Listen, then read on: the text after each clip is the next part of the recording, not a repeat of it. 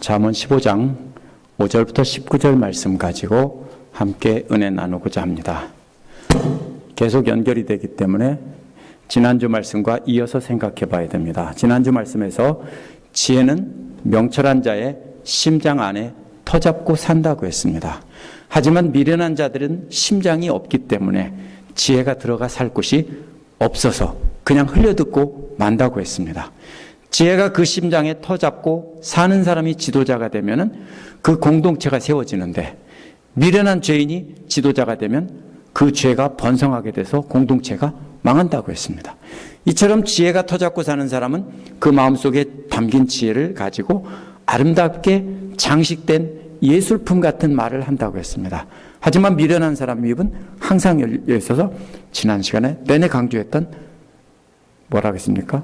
똥통과도 같이 입이 열려 있어서 계속 똥물만 쏟아진다라고 했습니다. 하나님은 명철한 자와 미련한 자들의 말들을 다 지켜보고 계시고 상을 주고 벌을 주신다는 겁니다. 지혜 있는 말은 치료하는 혀와 같아서 상처받은 자를 치료해 주지만, 미련한 자의 말은 호랑이 발톱과 같아서 사람들의 마음을 핥혀 찢어 놓는다고 했습니다. 그렇다면 무슨 말씀입니까? 하나님의 말씀을 마음에 간직하고 살면서 그것을 가지고 치료하는 말, 복된 말, 다른 사람을 살리는 말을 해야 된다는 것이고, 반대로 핥히는 말 이런 걸로 다른 사람을 찢어놓고 더러운 말 이런 걸로 다른 사람을 욕되게 하면 안 된다라는 것입니다. 이제 오늘 말씀에서는 그렇게 하려면 어떻게 해야 됩니까? 가르쳐야 되겠죠. 그래서 그 가르침의 중요성에 대해서 말합니다. 어떻게 하면 그렇게 될 수 있느냐 하는 것을 가르치고 있습니다. 똥물 나오는 입과 핥히는 발톱이 아니고 아름다운 말로 치료하는 혀가 되려면은 가르침을 받아야 된다는 겁니다. 오늘 말씀은 먼저 가르침을 받아들인 사람과 거절한 사람의 결과를 비교한 뒤에 그 마음을 또 비교하고 있습니다. 먼저 5절부터 12절에는 가르침의 결과들을 비교합니다. 그 12장 1절에서는 그 훈계를 좋아하는 자는 지식을 좋아하거니와 징계를 싫어하는 자는 짐승 같으니라 그랬습니다. 근데 여기서는 반대로 바뀌어 있어요. 훈계와 책망이 반대로 바뀌어 있습니다. 훈계가 뭡니까? 지혜를 따라 살도록 반복해서 훈련시키는 겁니다. 같은 말 하고 또 하고 하는 거예요. 왜요? 언제까지? 잘할 때까지 해야죠. 아이들 가르칠 때 한 번 가르치고 말아요? 아니죠. 계속 반복해서 하죠. 징계는 뭡니까? 잘못했을 때, 그렇게 하라고 했는데 잘못했을 때 책망하고 꾸지람하는 것이 징계입니다. 근데 이 훈계와 책망을 받는 사람이 15장 5절에서는 바뀌어 있습니다. 앞에서는 훈계를 좋아하는 자가 지식을 좋아한다고 했는데, 징계를 싫어하는 자는, 꾸지람 받는 자는 짐승 같다고 했는데, 여기서는 바뀌어 있습니다. 왜 바뀌어 있는지 봐야 됩니다. 어리석은 사람은 좋은 말로 타일러서 반복해서 가르치는 훈계조차도 업신여긴다는 겁니다. 그건 듣기 좋은 말이거든요. 그리고 잘 가르치는 말이거든요. 그러나 명철한 사람은 아버지가 화가 나서 심하게 꾸지람하는 말도 가슴에 깊이 간직한다는 것입니다. 간직한다는 말은 아버지의 책망을 보물처럼 가슴에 간직한다는 뜻입니다. 그 반대말은 업신여긴다는 뜻입니다. 어리석은 사람은 아버지의 훈계를 경멸합니다. 그래서 받자마자 보는 앞에서 그냥 내동댕이 치는 모습입니다. 아버지는 정말로 값진 보물을 줬는데도 눈을 부라리면서 이따위 것을 주느냐고 하면서 땅바닥에 집어 던지는 모습입니다. 물론 진짜로 물건을 던지는 게 아닙니다. 하나님께서 주신 귀한 가르침을, 아버지를 통해 주신 가르침을 그냥 내동댕이 치는 겁니다. 이제 여기 보면은 아버지의 책망을 귀한 보물로 여겨서 잘 간직한 명철한 아들은 6절에서 많은 보물이 쌓이는 의인입니다. 그래서 재물이라고 번역해놨기 때문에 그냥 돈이라고 생각하는데요. 이거는 보물이라는 뜻입니다. 사실은 실제 보물일 수도 있지만 아버지의 가르침과 훈계와 책망을 여기서는 보물이라고 하는 겁니다. 왜요? 아버지의 꾸지람하는 책망조차도 보물처럼 잘 간직했으면 좋은 말로 훈계하는 것은 더 잘 간직했겠죠. 그러니까 그 안에 계속 모으고 쌓이기 때문에 보물들이 그 안에 가득한 것입니다.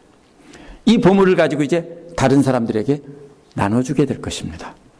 그러나 이와는 반대로 아버지가 준 보물 같은 훈계를 땅바닥에 내팽개친 못된 자식, 이 아기는 자기가 보물이라고 생각하는 것을 모읍니다. 그런데 이 악인의 것은 보물이라고 안 하고 소득이라고 했습니다. 이건 뭐냐면요, 수확한 곡식이란 뜻입니다. 어떻게 되는 겁니까? 이 못된 아들이 다니면서 수집한 겁니다. 아버지가 준 보물이 아니라 자기가 수확한 거, 직접 수집한 것입니다. 그래서 아버지가 준 보물은 내팽개쳤고 자기가 보물이라고 생각하는 것은 모은다는 것입니다. 그러나 그 소득은 자신에게도 고통을 주는 마치 방사능 오염물질 같은 것입니다. 핵물질 같은 그런 거예요. 계속 방사능에 오염이 되면 우리가 엑스레이 찍을 때도 방사능에 노출되지만 양이 적어서 괜찮은데요. 그것이 높은 것을 계속 가지고 있다라는 제가 해석한 겁니다. 그런 뜻입니다. 자식들 어때요? 똑같죠? 좋은 가르침 주면은 내팽개치고 지들이 귀하게 여기는 것은 수집해서 갖고 있지만 그거는 다 뭐예요? 자기를 해치는 물질들이잖아요. 이제 7절에서는 각자 모은 것을 나누어 주는 모습입니다. 먼저 지혜로운 사람은 입술은 지식을 전파한다고 했습니다. 이 전파한다는 말은 씨를 흩어 뿌리는 것입니다. 마음 안에 간직한 지혜를 입술을 통해 다른 사람의 마음밭에 뿌린다는 뜻입니다. 지혜로운 사람의 입술과 대조되는 것은 미련한 사람의 입술이어야 하는데 마음입니다. 왜 그럴까요? 미련한 자의 입술은요, 항상 열려 있어서 앞에서 똥물 같은 물만 계속 나온다겠죠? 그러니까 비교할 수가 없어요. 왜요? 지혜 있는 자는 아름다운 말을 마음에서 지혜의 말을 찍어서 아름다운 미술 작품을 화가가 만들듯이 그렇게 그림을 그리듯 말을 해서 다른 사람을 살리고 기쁘게 하는데, 이 미련한 자는 입을 항상 열고 있으면서 그냥 남 흉보는 말, 욕하는 말, 뒤에서 험담하는 말들을 계속 쏟아놓고 있으니까 똥물이 콸콸 나온다고요. 그래서 비교할 수가 없어요. 혹시나 그 마음속에는 괜찮은 게 있을까 해서 이 지혜로운 사람의 입술과 악인의 마음을 비교한 겁니다. 그래도 그 심장에는 혹시나 뭐가 있을까 했는데 아무것도 안 들어있습니다. 미련한 자는 심장이 쭈그러져 있어서 쓸만한 씨앗이 하나도 없습니다. 그래서 앞에서 뭐라고 했어요? 속에서 나온다고 했죠? 심장이 아니고 속이면 뭡니까 이제는? 위와 창자에 있는 것이 쏟아져 나오는 거니까 결국은 똥물만 계속 쏟아져 나온다는 뜻입니다. 지혜로운 입술이 뿌린 것과 미련한 입술이 입으로 열린 것을 쏟아낸 것이 다 둘 다 하나님 앞에 드려졌습니다. 그게 재물입니다, 이제. 그래서 8절은 악한 사람의 제사는 주님께서 역겨워하신다는 겁니다. 왜요? 어떤 사람이 앞에 와서 내가 맛있는 거 줄게 하고서 앞에다 와서 우웩 하고 막 그냥 한 사발 쏟아놨으면은 와 맛있겠다 그럽니까? 그런 거 뭐라고 그래요? 우웩 역겹다고 하죠. 하나님이 보니까 이 미련한 자의 제사는요 어떻다고요? 역겹다고요. 토할 것 같다고요. 미련한 사람의 재물은 정직한 사람의 재물과 대조가 돼야 됩니다. 그런데 정직한 사람의 기도와 미련한 사람의 재물이 대조가 됩니다. 왜 그러냐면 미련한 사람의 재물이란 입을 통해서 쏟아놓은 똥 같은 말이기 때문에 그겁니다. 그러나 이 지혜 있는 자의 입에서 나온 이거는 똥이 아니라 기도입니다. 그래서 서로 이렇게 비교한 것입니다. 그래서 보물 같은 기도가 미련한 사람의 재물인 입에서 나온 그 더러운 것과 기도가 비교된 것입니다. 결국은 미련한 자의 입에서 나온 것과 지혜로운 자의 입에서 나온 것이 비교가 되는 것인데요. 하나는 하나님 기뻐 받으시는 기도이고 하나는 똥물입니다. 흉보고 욕하고 해치고 싸우고 하는 그런 똥물입니다. 7절에서 지혜로운 사람들은 하나님 사람들에게 보배로운 말을 뿌렸다고 했습니다. 이제는 하나님 앞에도 보배로운 말로 뿌리는 겁니다. 이해가 되세요? 사람들에게 보배로운 말을 뿌리고 그 다음에 와서 하나님 앞에서 아름다운 기도를 드려서 또 아름다운 씨앗을 하나님 앞에 뿌리는 겁니다.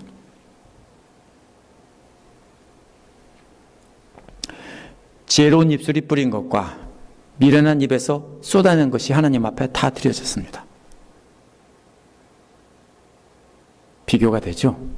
그래서 8절은 악한 사람의 제사는 주님이 역겨워하신다고 했습니다. 하나님 앞에 아름다운 제물을 쏟아놓으라고 했는데 똥물만 왕창 쏟아놔서 하나님이 역겨워하시는 겁니다. 미련한 사람의 제물이 그래서 이렇게 비교가 된 것입니다.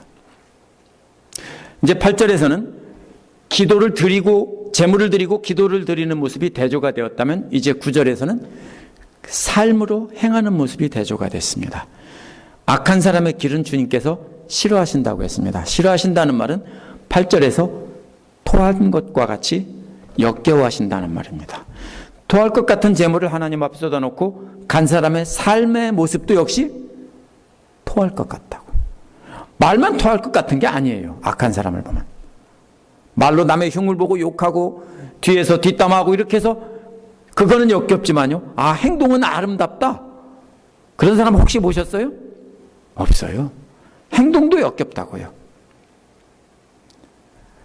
그래서 그 다음에는 행동을 비교한 겁니다. 반대로 정의를 따르는 사람은 주님께서 사랑하신다고 했습니다. 역겹다는 말과 반대는 뭡니까? 사랑하는 것입니다. 잘 보세요. 내 아내가 사랑스럽다와 반대말은 뭐예요? 미흡다가 아니라 역겹다예요. 혹시 그러세요? 남편이나 아내 보고 보기만 하면 토할 것 같아. 재수없어. 역겨워. 그 반대말이 뭐예요? 사랑스럽다는 말이에요. 사랑스러운 것과 역겨운 것이 반대가 돼요. 그래서 정의를 따르는 사람은 주님께서 사랑하신다고 했습니다. 악한 사람의 길과 대조되는 것은 정의를 따르는 것입니다. 따른다는 말은 쫓아간다, 추격한다는 것입니다. 형사가 범인을 잡으려고 쫓아가는 것 같은 것입니다. 그러면은 지혜가 인도하는 옳은 길을 가는 것은 쉽지는 않은가 봅니다. 왜냐하면 추격한다고, 쫓아간다고 했으니까요.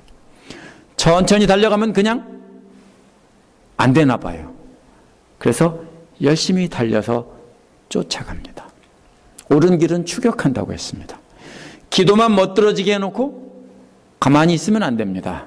기도한 다음에는 그 기도한 대로 하나님 앞에 아름다운 기도를 드린 대로 온 힘을 다해 쫓아가야 되는 것입니다. 우리가 만약에 기도는 아름답게 하고 삶으로는 하나님의 뜻을 쫓아가지 않으면 뭐예요? 그걸 보고 위선자라고 하는 것입니다.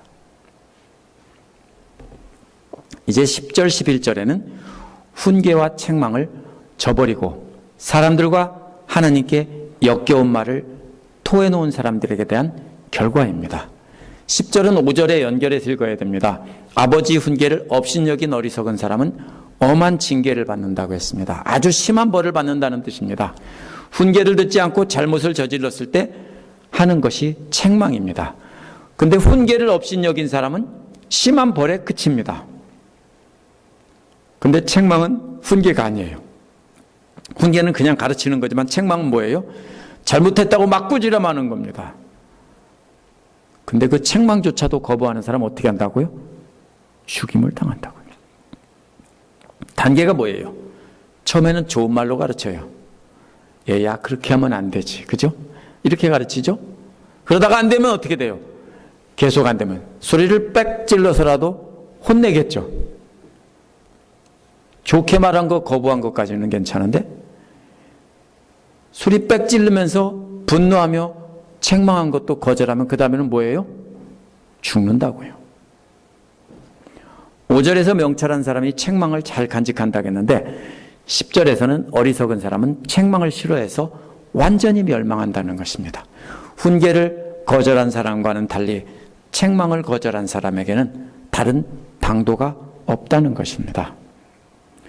11절에서는 죽음과 파멸이 등장합니다. 죽음이란 히브리어로 스올이라는 말인데요. 본래 무덤이란 뜻입니다. 파멸이란 히브리어로 아바돈이라는 말인데 그 파괴의 장소라는 뜻입니다. 그 무덤과 비슷한 말인데요. 스올이 무덤이라면은 이 아바돈은 완전히 다 파괴되어서 썩어서 뼈까지 다 흩어진 널브러져 있는 그런 모습이라고 할 수 있습니다. 무덤보다 한층 더 느낌이 강화된 것입니다. 그것이 파멸입니다. 강력한 힘을 가진 죽음과 파멸조차도 주님 앞에서는 다 드러난다는 겁니다. 근데 이 무덤이나 이런 것이 다 어떻게 돼 있어요? 감춰져 있잖아요. 문이 닫혀 있고 땅에 묻혀 있어서 안 보이잖아요. 여기도 세멘탈이 있죠. 아름답잖아요. 꽃도 있고 쫙 있지만 밑에 속에 파보면 어떻게 돼요? 아름답지는 않겠죠. 그런 말이에요. 그렇게 더럽고 추하고 악하고 지저분한 것들도 하나님 앞에서는 다 드러나는데 하물며 사람의 마음이야. 이런 비교예요. 작은 것과 큰 것을 비교하는 거예요. 이것도 이런데 하물며 사람이야. 얼마나 더 분명하게 드러나겠느냐. 반대입니다. 큰 것과 작은 것을 비교한 거죠. 하나님은 10절에서 책망을 거절한 사람의 마음을 분명히 드러내서 공정하게 심판하신다고 했습니다. 하나님 앞에서는 죽음과 파멸조차도 분명히 드러날 수밖에 없는데 하물며 사람의 마음은 어느 누구도 하나님 앞에서 숨길 자가 없다는 것입니다. 그래서 하나님을 두려워하라고 그랬죠. 누구를 두려워할 것인가? 하나님을 두려워하자고 했죠. 마찬가지입니다. 여기서도. 하나님 앞에 다 드러난다는 걸 모르고 사람만 두려워하는 사람은 하나님 존재를 인정하지 않는 사람들입니다. 12절에 거만한 사람은 5절에 훈계를 업신여긴 사람입니다. 10절에서 옳은 길을 저버린 사람이고요. 책망을 싫어하는 사람입니다. 12절은 이러한 거만한 사람이 하지 않는 것 두 가지입니다. 첫째는 좋아하지 않는다고 했습니다. 뭘 좋아하지 않습니까? 책망받기를 좋아하지 않는다고 했습니다. 두 번째로는 걸어가기를 좋아하지 않는다는 것입니다. 어디로 걸어가는 것을 좋아하지 않냐면 지혜 있는 사람에게로 걸어가는 것을 좋아하지 않는다는 것입니다. 그게 무슨 말입니까? 책망받기를 좋아하지 않는다는 것은 가만히 있는데 자기에게 찾아와서 책망하는 사람을 좋아하지 않는다는 것입니다. 이 사람은 누굴까요? 가르쳐주고 싶어서 안타까움에 마음에 찾아와서 너 그렇게 하면 안 돼라고 책망을 하는 거예요. 그런데 거절한다고요.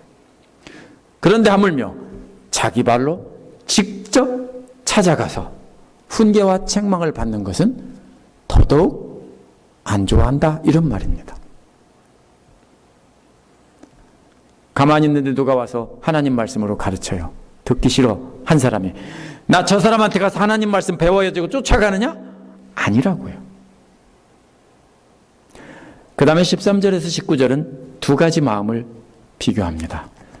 13절은 즐거운 마음을 얼굴을 밝게 한다고 했습니다. 즐거운 마음이란 마음속에 지혜가 가득해서 그의 지혜를 따라 씨앗을 다른 사람에게 뿌린 것 때문에 넘쳐나는 열정적인 기쁨입니다.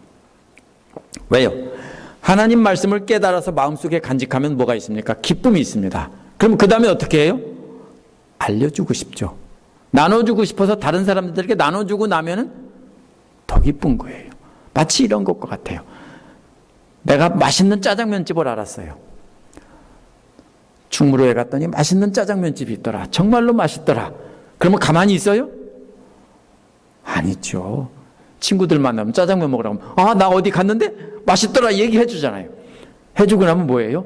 그 사람들이 갔다 와서 정말로 맛있더라면 기분이 좋죠. 복음도 마찬가지예요. 우리가 기쁘게 간직한 것을 다른 사람에게 나눠주고 나면 더 큰 기쁨이 있는 것입니다. 그러면은 그 기쁨이 어디에 나타난다고요? 얼굴에 나타난다고요. 우리 집사님들에게도 그런 기쁨이 나타납니다. 집에서는 근심거리가 있어서 슬프지만 말씀을 생각하고 하나님을 생각하니까 기뻐하시는 분들이 계세요. 그러나 반대로 근심하는 마음은 너를 상하게 한다고 했습니다. 근심하는 마음이 뭡니까? 훈계와 책망을 간직하지 않고 자기가 원하는 보물만 잔뜩 수집한 사람이에요. 근데 그것들이 해로운 물질이라고요. 그래서 해를 끼친다고요. 그렇게 해를 이은 마음이 너를 상하게 한다는 것입니다. 그것은 뭐예요?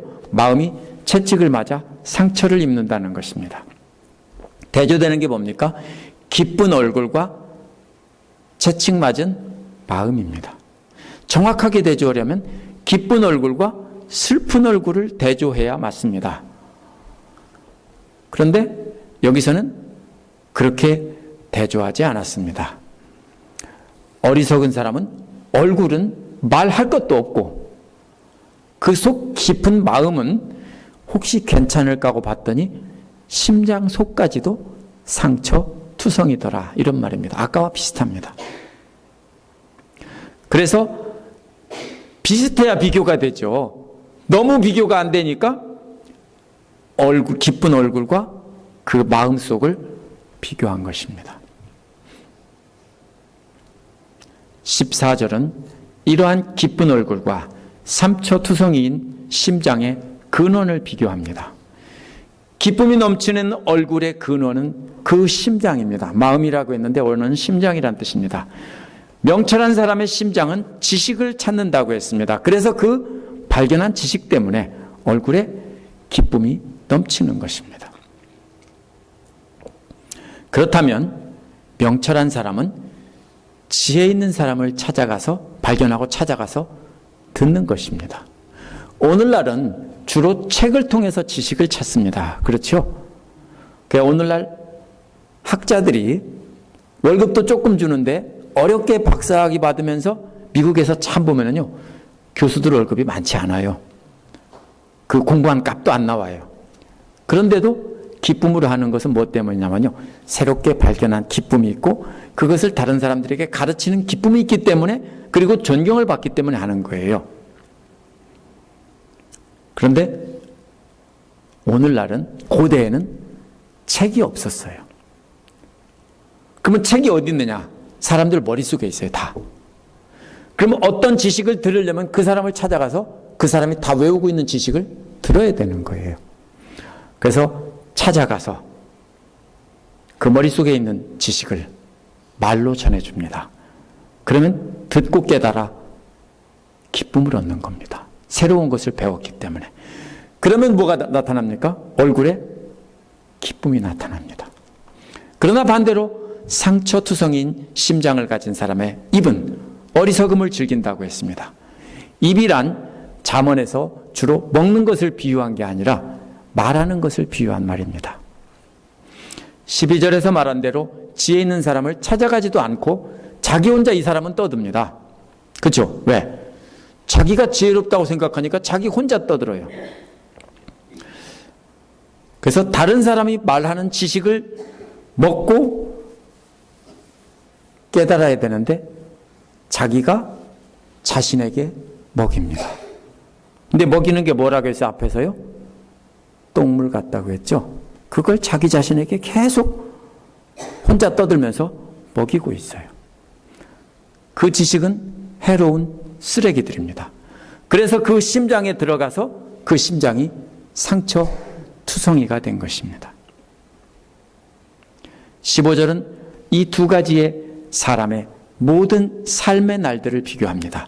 그렇게 혼자 쓰레기 같은 말들을 계속 쏟아놓아서 그 심장에 독성 물질이 가득 찬 사람은 온통 고난받는 불행한 날들 뿐이라는 것입니다. 해로운 쓰레기들 때문에 늘 아프다는 것입니다. 몸이 아프고 재물 때문에 근심이 가득하다는 것입니다. 그러니까 왜 남의 흉을 보고 남을 욕하고 남을 해치고 이걸 말로 하는 걸 하지 말아야 되냐면요, 그게 독성 물질이고 쓰레기라고요. 근데 나는 말하고 내 귀에는 안 들어오냐면은, 내가 말하면 나는 더 크게 잘 듣는다고요. 그렇죠? 그 자기 마음에 쌓여서 결국은 누가 죽습니까? 자기 심장이 썩어 들어가고 자기가 죽는 것입니다. 그래서 온몸이 아프고 근심이 가득하다는 것입니다. 그러나 반대로 지혜를 발견해서 기쁨이 넘치는 사람의 마음에는 모든 삶의 날이 마치 잔칫날과 같다는 것입니다. 이게 뭐예요? 잔칫날이 뭐예요? 결혼식이나 회갑이나 생일이나 이런 날들입니다. 이런 날은 좋은 음식과 좋은 포도주를 먹죠. 제 아내가 좋아하는 잔치 음식이 뭐냐면 잡채입니다. 오늘날은 별거 아닌데 옛날에는 언제만 해요? 잔칫날만 하죠. 참 좋아해요, 제 아내가 지금도. 이게 뭐예요? 잔칫날 좋아하는 음식을 먹고 좋은 포도주를 마시면 어때요? 기쁘죠. 기쁜 일이 있는데 맛있는 음식 먹고 있으니까 기쁘죠. 마치 뭐와 같아요? 하나님의 지혜가 담긴 지식을 알고 깨닫는 것이, 하나님의 말씀을 먹는 것이 마치 가장 좋은 산의 진미를 먹고 마시는 것에 비유한 것입니다. 근데 항상 뭔 날 같다고요? 항상 한가위만 같아라. 항상 명절 같다고요. 항상 잔칫날 같다고요. 어제 오늘 주일날만 기쁜 게 아니고 항상 맛있는 말씀을 먹기 때문에 항상 잔칫날 같다고요.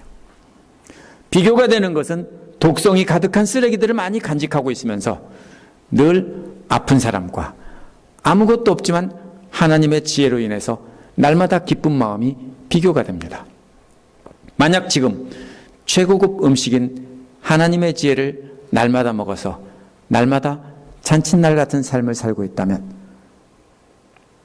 하나님 말씀이 없었을 때 살던 날들과 비교해보면 이 말이 무슨 뜻인가를 알 수 있을 것입니다. 16절은 이제 그 기쁨의 의미가 물질에 있지 않다는 것을 구체적인 비교를 통해서 제시합니다. 먼저 재산이 적어도 주님을 경외하며 사는 것이 재산이 많아서 다투는 것보다 낫다라고 했습니다. 이거는 사실은 우리가 번역한 것을, 원래의 뜻을 우리가 찾을 수가 없도록 되어 있습니다. 여기에 보면은 재산이 적은 것과 재산이 많은 것을 비교한 것은 분명하기 때문에 이것은 설명이 필요 없습니다. 그러나 항상 시에서는 짝이 있습니다.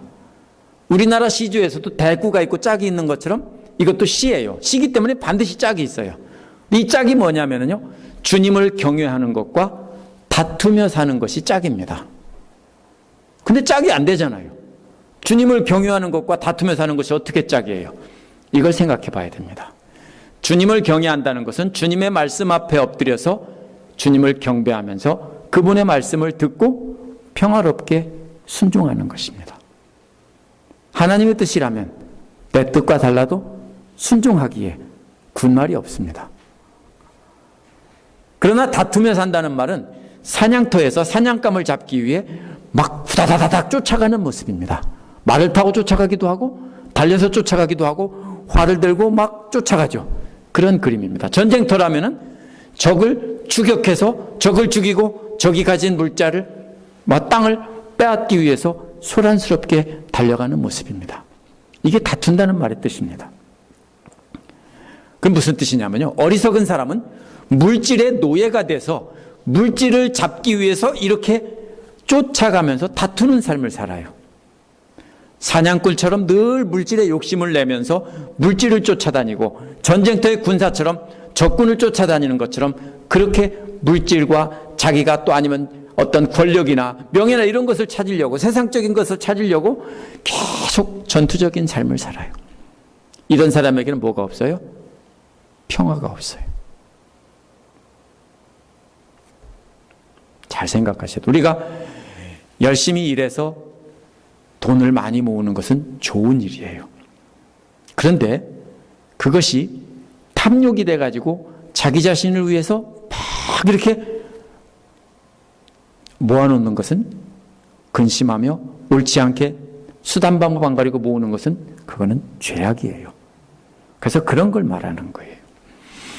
17절은 두 가지 식사가 비교됩니다. 근데 실제 음식이 아니고 마음의 식사입니다. 첫째, 기쁜 마음의 잔치입니다. 첫째는, 채소는 떠돌이 여행자들의 검소한 음식입니다. 떠돌이 여행자들이 여행을 다니면서 무슨 고기 같은 걸 먹고 산의 진미를 먹을 수가 없어요. 16절과 똑같은 구조로 되어 있습니다. 16절에는 여호와를 경외하며 적은 재산으로 사는 것이, 17절도 똑같은 말로 되어 있는데 사랑하며 적은 음식으로 사는 것이라고 이렇게 바뀌었습니다. 잘 보세요. 16절은 어떻게 하면서요? 여호와를 경외한다는 말이 뭐예요? 하나님을 사랑하면서 어떻게 산다고요? 적은 재산으로 사는 것이. 17절에서는 이웃을 사랑하며 적은 음식으로 사는 것이 똑같은 말입니다. 즉 여호와를 경외하는 것은 곧 이웃을 사랑하는 것입니다. 그래서 16절에서 많은 재물이 있으면서도 그 16절에서 많은 재물을 가지고서 서로 쫓아가고 추격하던 삶이 이제는 17절에서는 살찐 황소를 가지고 미워하는 것보다 낫다라고 한 것입니다. 살찐 황소는 누가 먹는 겁니까? 옛날에 왕이 먹는 음식입니다. 아무나 먹는 게 아니고 왕이 먹는 최고의 음식을 상징적으로 한 말입니다. 살찐 황소입니다. 많은 재물을 갖고 있으면서도 부부간에 서로 다투고 또 이웃과 다투고 이렇게 다투면서 하는 사람은 멸망할 악인입니다. 여기서 말하는. 마음에 평화가 없습니다. 항상 불안하고 근심이고 걱정이고 그러면서 계속 뭔가를 내가 갖고 내가 누리고 내가 남보다 더 많이 가져야 되는 뭔가를 추구하고 있습니다. 그런 것보다 없이 이웃 사랑하며 사는 게 낫다고요. 없이 하나님을 두려워하며 하나님 사랑하며 사는 게 낫고 또 아무것도 없이 이웃을 사랑하며 사는 것이 살찐 황소를 먹으며 서로 다투며 사는 것보다 낫다고요. 사실일까요? 사실이죠.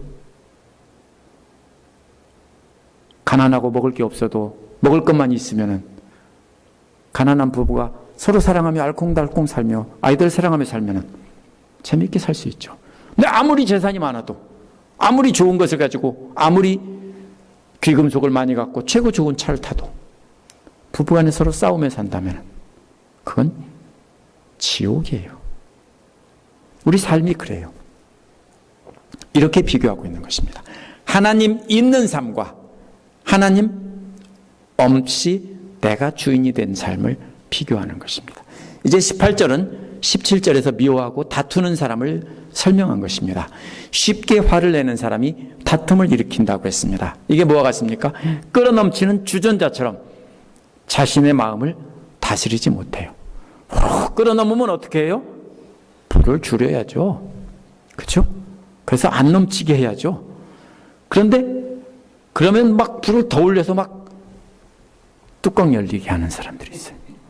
주전자 뚜껑, 냄비 뚜껑 막 들먹들먹해서 바닥으로 떨어져 버려요.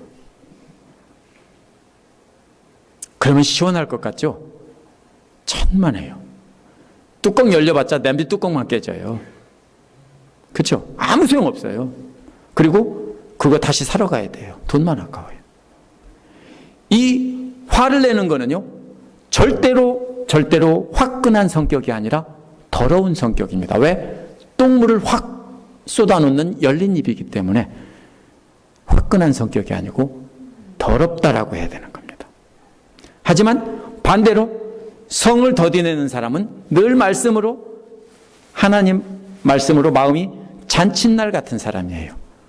늘 잔칫날 같으니까 이웃을 사랑하며 살고, 이런 사람은 분노할 일이 있어도 기쁘면 분노합니까? 아, 이렇게 좋은 날, 뭐 그런 것쯤이야. 그러지 않겠어요? 예를 들면 아들이 원하는 명문대학에 합격했는데 기뻐서 잔치 벌이고 있는데 누가 와서 잔치상 하나 싸우다가 한쪽에서 엎었다고 해서 화를 내겠어요? 아, 진정들을 하게 하고서는 말지 않겠어요? 이렇게 좋은 날 내가 이런 거 가지고 화를 내? 그렇겠죠.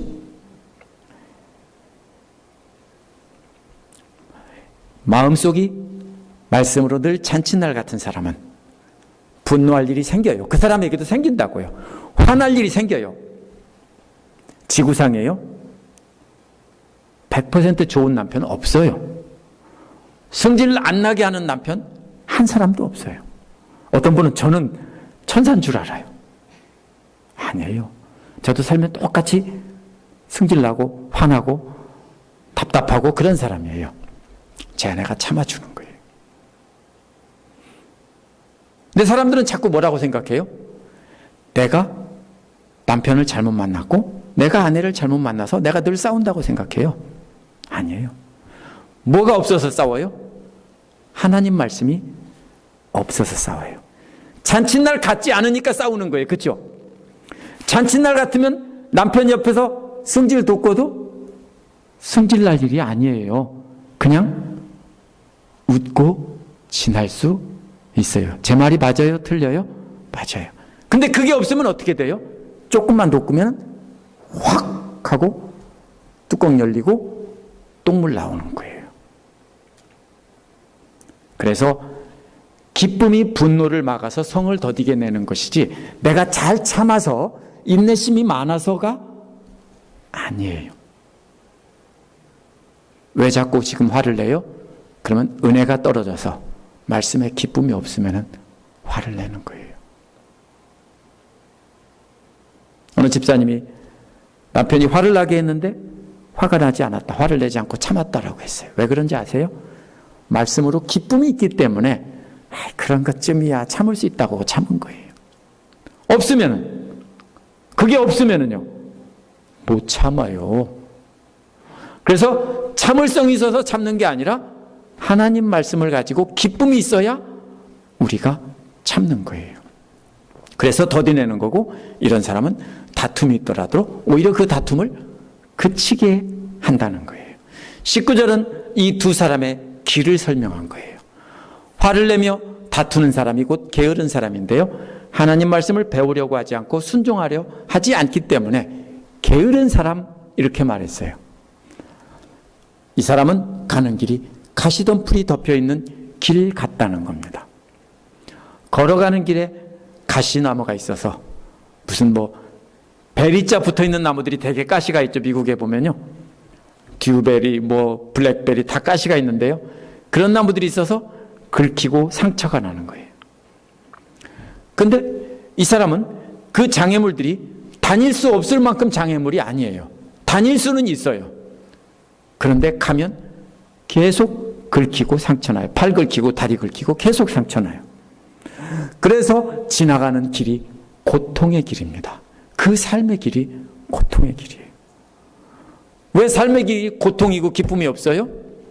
간단해요. 하나님 말씀이 없고 내 욕심대로 살고 내 생각대로 살고 하나님의 훈계를 받아들이지 않으니까 내가 주인이 돼서 그런 거예요. 반대로 하나님 말씀을 기쁘게 받아들여서 날마다 기쁨의 잔치를 벌이는 사람은, 하나님을 경외하면서 이웃을 사랑하며 다툼도 그치게 하는 사람은 부지런한 사람입니다. 그의 길은 확 트인 대로라고 했습니다. 두 팔을 힘차게 흔들며 평화롭게 걸을 수 있는 길입니다. 앞에서는 뭐라고 했습니까?